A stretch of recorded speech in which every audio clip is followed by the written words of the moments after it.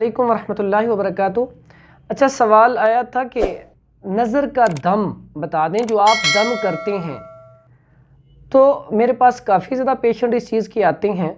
तो नज़र का दम जो है, जो मैं करता हूँ, जो अल्लाह के नबी से साबित है, वो मैं आपको बतला देता हूँ। आप घर में आप नज़र का दम करें। शर्त ये है 5 वक़्त के नमाजी हों, तकवा, ईमान और यकीन आपका कामिल हो कि जब मैं ये दुआएं पढ़ूँगा अल्लाह इसको शिफा दे देगा। तो मैं कलिमात आपको बतला देता हूँ।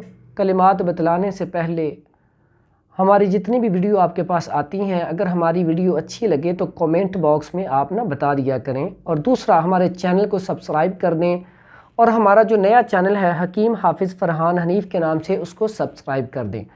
अच्छा, इसमें आप सबसे पहली बात ये नोट कर लें कि आपने कौन सा दम है जो आपने करना है, तो उससे इंशाअल्लाह जो नज़र लगी हुई है वो उतर जाएगी। वो कौन सा दम है?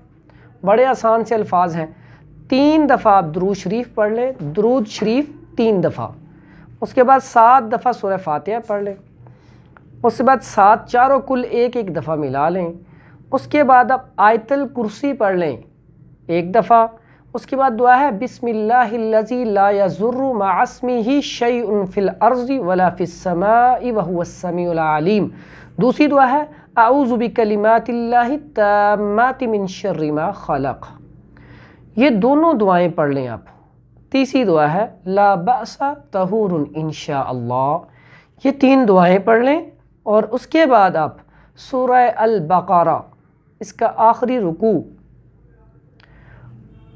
रुकू पढ़ लेंगे ना, आमन रसूल बिमा उनजिला, यहाँ से आप वो रुकू पढ़ें।